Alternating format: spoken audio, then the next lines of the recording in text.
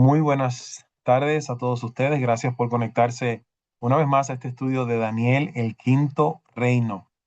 En la noche de hoy vamos a comenzar con el capítulo uno. La vez anterior, ustedes recordarán que hablamos acerca de la introducción de cómo llegó Daniel a Babilonia.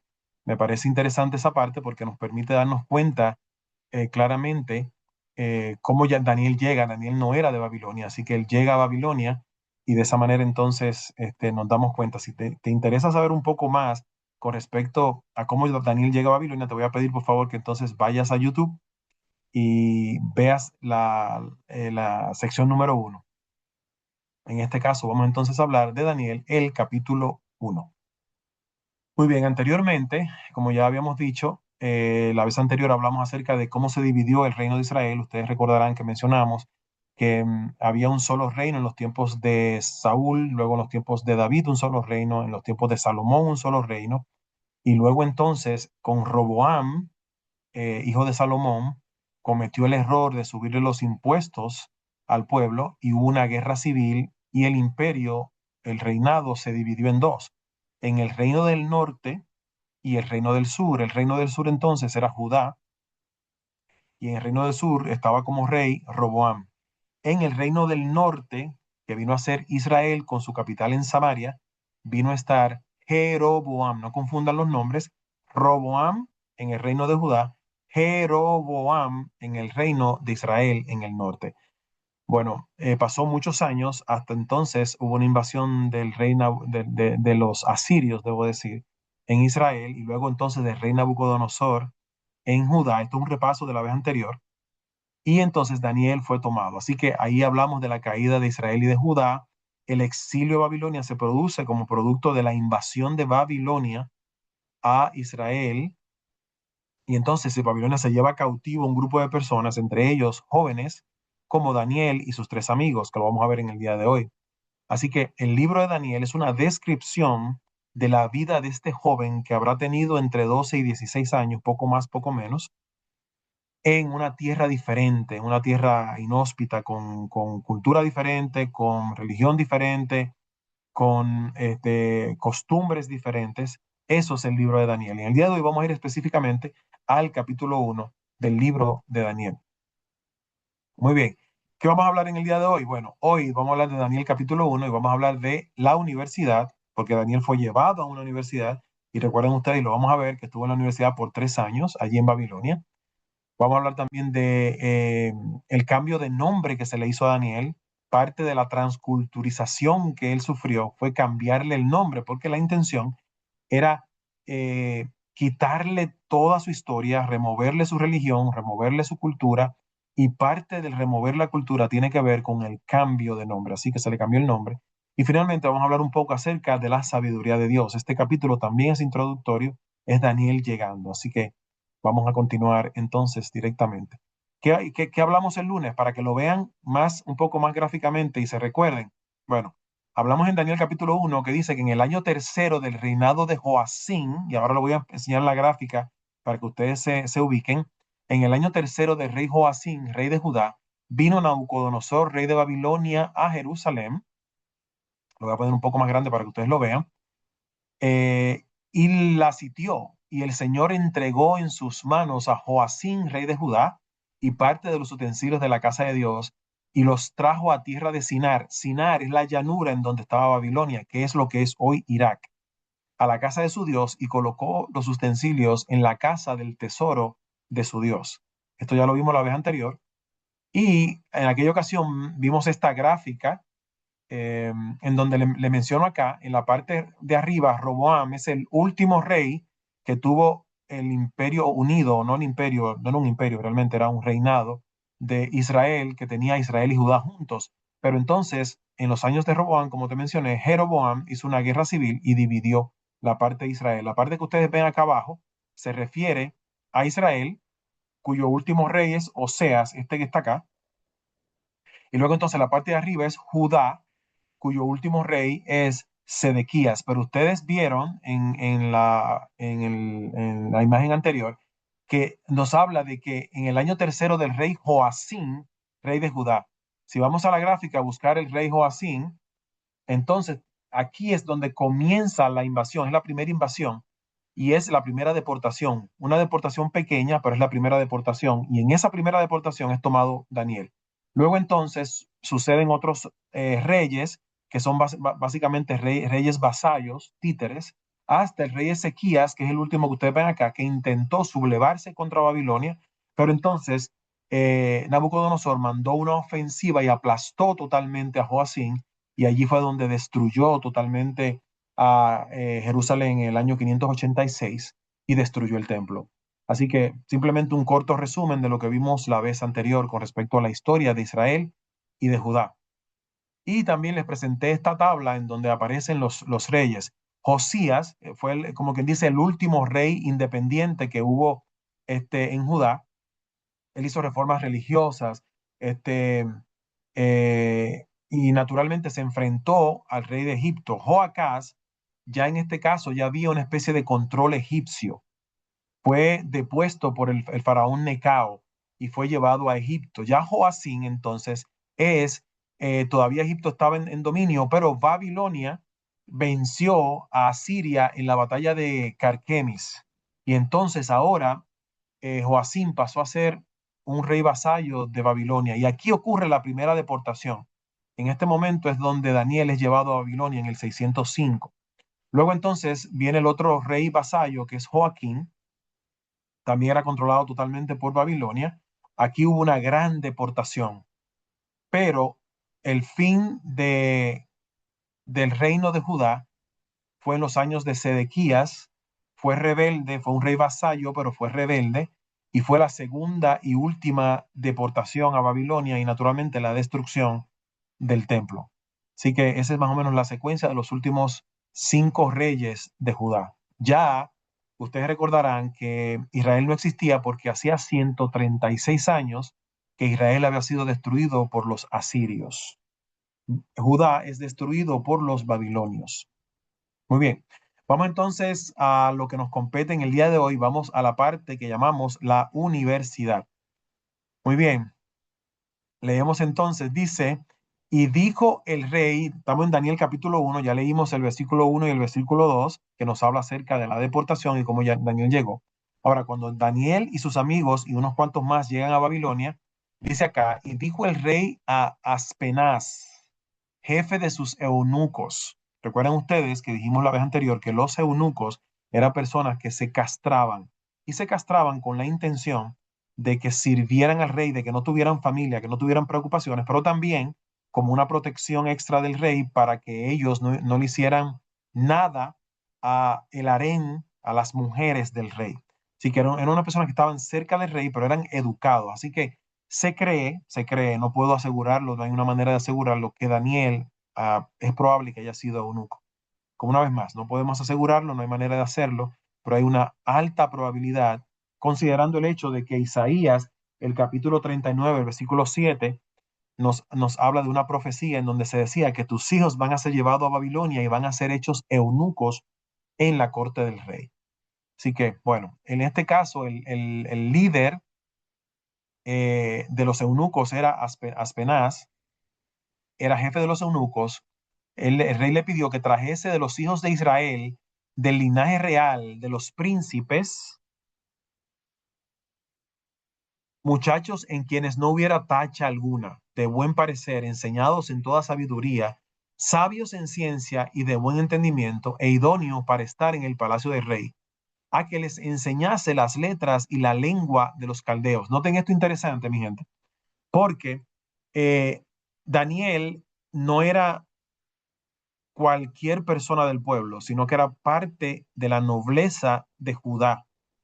Daniel era considerado un príncipe, era descendiente de la nobleza en Israel. Él y sus amigos eran nobles en Judá. Así que se pide que, como parte de la deportación, que se busquen muchachos en Israel, hijos de Israel, que sean inteligentes, no podían ser, me imagino que le hacían una especie de examen para determinar su grado de inteligencia, tenían que ser sabios, tenían que saber de ciencia, tenían que tener entendimiento. Recuerden ustedes que los babilonios en ese tiempo estaban bien adelantados en observaciones astronómicas, en matemáticas, eran muy buenos constructores. Dice que la intención en llevarlos a Babilonia, llevarlos a la corte del rey, era hacerlos idóneos para el palacio. En otras palabras, señores, lo que ellos querían era conseguir eh, consultores. Babilonia quería, como le dije la otra vez, tener the creme of the creme, dicen, lo mejor que había en los pueblos, la persona más inteligente, era una fuga de cerebros. Se llevaban esos cerebros para Babilonia porque de esa manera ellos se aseguraban de que su reino continuaba teniendo gente inteligente y naturalmente gente inteligente que los ayudara a construir, que los ayudara a sus evaluaciones científicas y demás. Sí que se le enseñó las letras y la lengua de los caldeos. Como te dije, era una especie de transculturización que estos muchachos iban a sufrir. Así que aquí te presento más o menos los conceptos a los cuales Daniel tenía que enfrentarse, Daniel y sus amigos. Recuerdan ustedes que la Biblia nos habla de 4 y ya mismo lo vamos a ver.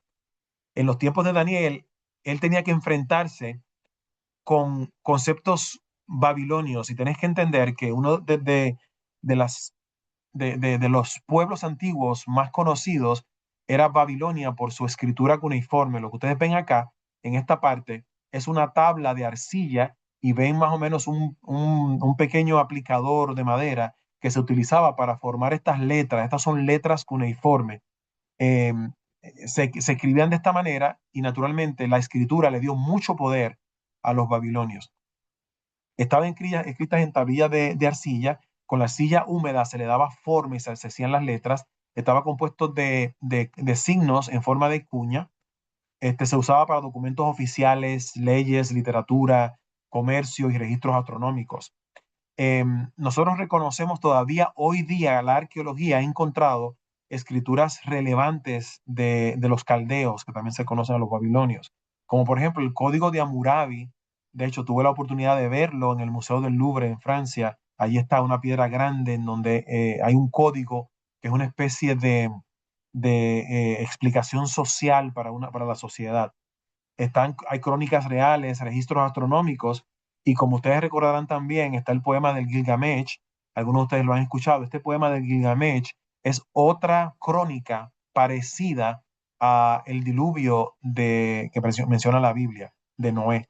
Así que los babilonios eran gente sumamente brillante. Daniel se enfrentaba a una cultura establecida, con mucha ciencia, con mucha información, con una escritura desarrollada.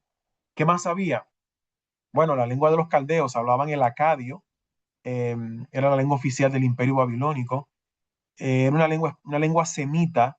Cuando decimos semita, semita significa descendiente de Sem, el hijo de Noé. El hebreo y el árabe son lenguas semitas. Ya les dije que hablaban, su escritura era cuneiforme. Esta lengua se utilizaba en la administración de la justicia. Existían otros dialectos naturalmente dentro del pueblo, como ellos conquistaron a los asirios en el norte, también se mezclaron con eso. Hay influencia siria. No confundan a Siria con Asiria. Siria, cuya capital es Damasco, ya existía. En estos tiempos ya había sido derrotada completamente. Asiria era un imperio que estaba en el norte de lo que es hoy Irak, en el este de lo que es hoy Siria y Turquía. Así que Daniel se enfrentaba a un cambio de lengua. ¿Qué más? Bueno, lo más poderoso y lo más significativo era la religión, el cambio de religión. Los judíos en ese tiempo eran monoteístas, creían en un solo Dios. Deuteronomio capítulo 6 nos dice: Oye Israel, Jehová tu Dios, Jehová uno es.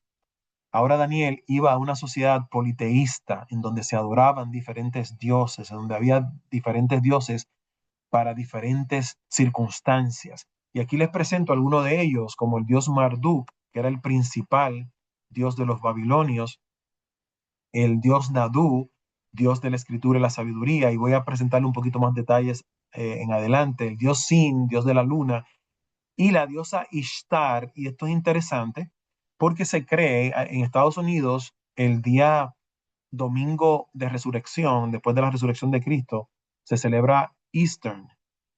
es un día que se celebra acá, que los cristianos lo celebran. Sin embargo, entendemos que la palabra Eastern desciende etimológicamente de Ishtar.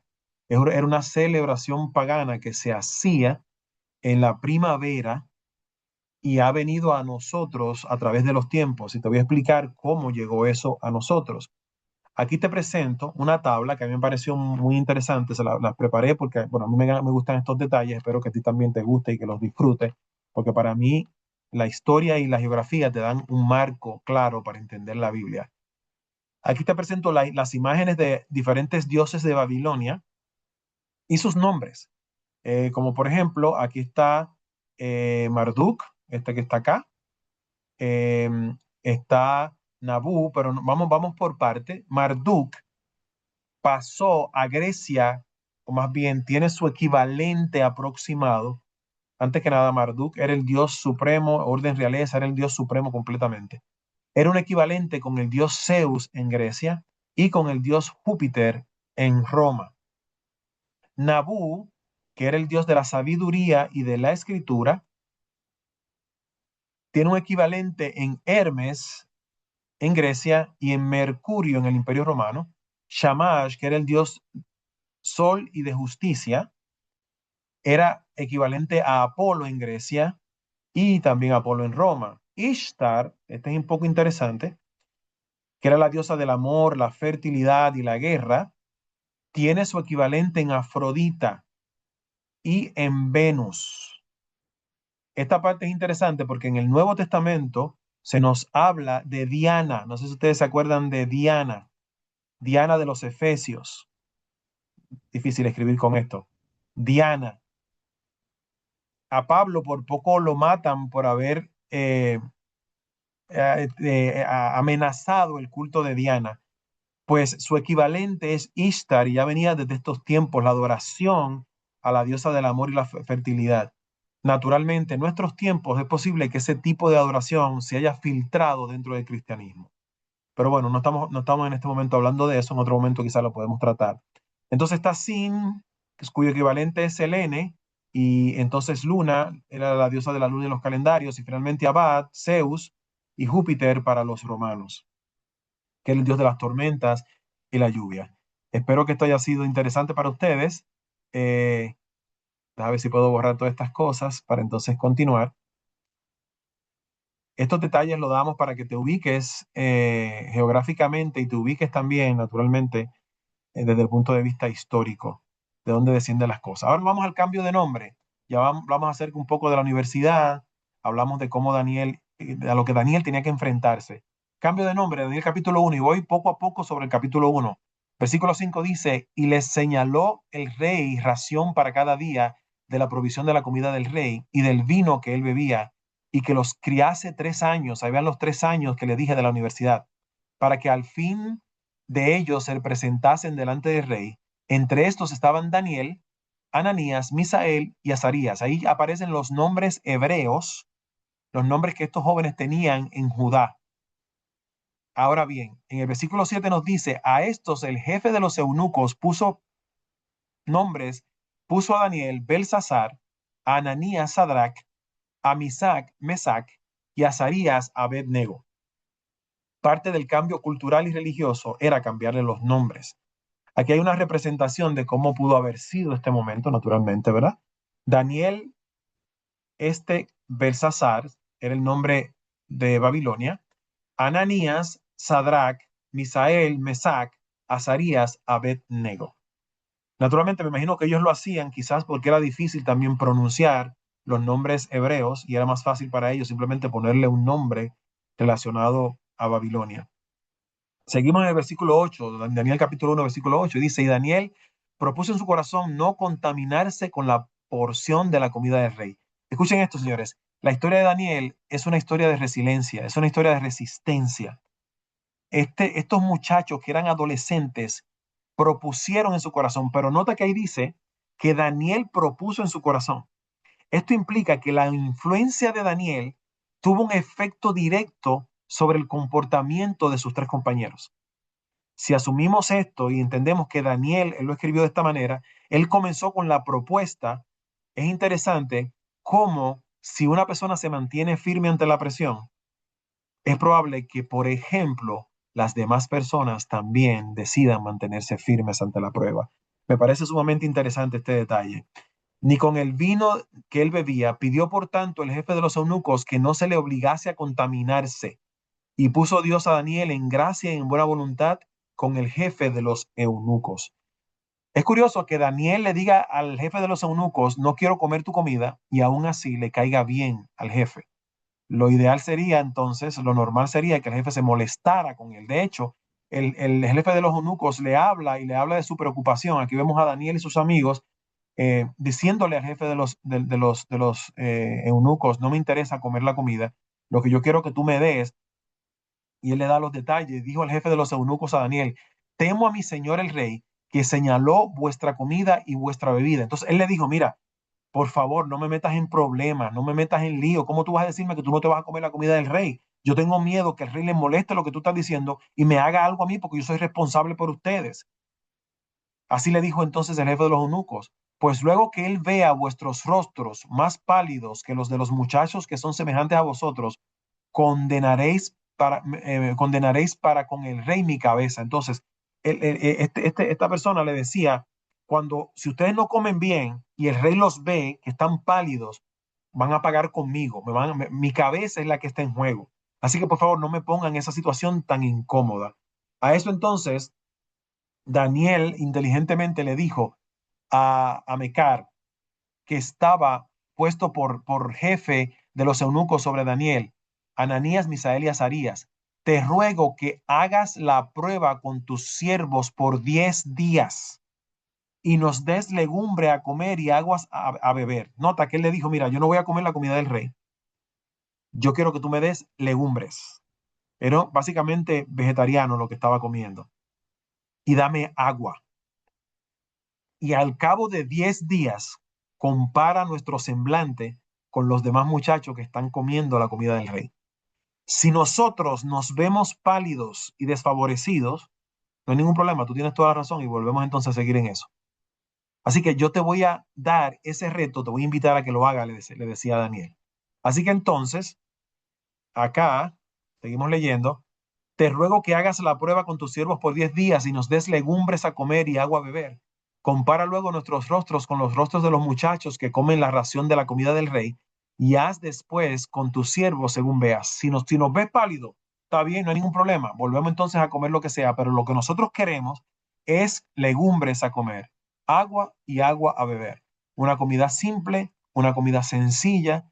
Y Daniel dice, yo confío en lo que yo he aprendido. Naturalmente, entendemos que lo que Daniel estaba pidiendo era una comida kosher, lo que dicen los judíos hoy día, una comida limpia, y eso él le garantizaba su claridad de mente. Finalmente, el líder de ellos consintió, pues con ellos en esto y probó con ellos 10 días. Versículo 15 dice, y al cabo de los 10 días pareció el rostro de ellos mejor y más robusto que el de los otros muchachos que comían de la porción de la comida del rey. Así pues, Melzar se llevaba la porción de la comida de ellos y el vino que habían de beber y les daba legumbres. Noten que la persona accedió a hacer el plan con Daniel en 10 días y al final de los 10 días, Daniel y sus amigos eran más robustos, tenían mejor color, tenían mejor claridad de mente. Por lo tanto, entonces, ellos se convencieron de que el Mira, mira, régimen que ellos perseguían era mejor.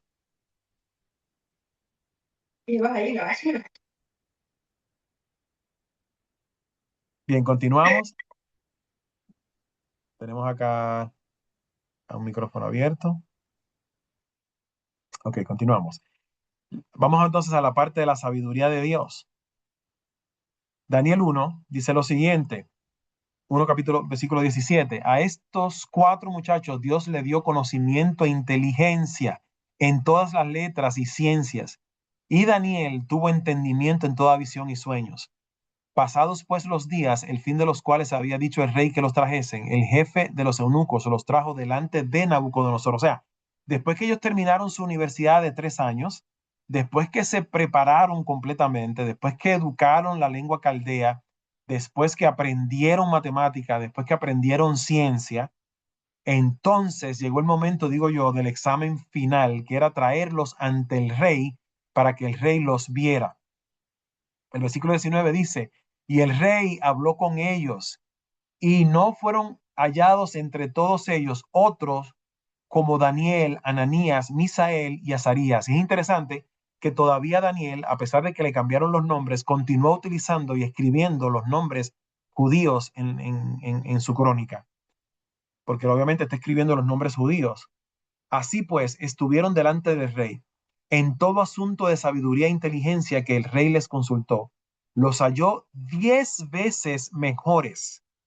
Naturalmente, tenemos que asumir que ellos tenían una manera, una forma de contabilizar la ciencia y la sabiduría de las personas. Hoy día nosotros usamos pruebas de IQ, de coeficiente intelectual, para determinar la intelectualidad de las personas. Me imagino que en esos tiempos ellos tenían manera, me imagino que a través de preguntas, a través de exámenes, a través de pruebas. El caso es, señores, que fueron hallados 10 veces mejores que todos los magos y astrólogos que habían en todo su reino. Y noten entonces que está mencionando magos y astrólogos. Y el lunes que viene vamos a estar hablando de esos magos y de esos astrólogos. Ahora bien, esa gente tenía experiencia. Esa gente tenía muchos años trabajando en la corte del rey, pero estos muchachos fueron bendecidos. Es interesante que tú tienes que entender que decía que hallaron gracia ante los ojos de Dios. Esa gracia los hizo ser 10 veces mejores en su trabajo que los demás. Es interesante que tú entiendas esto.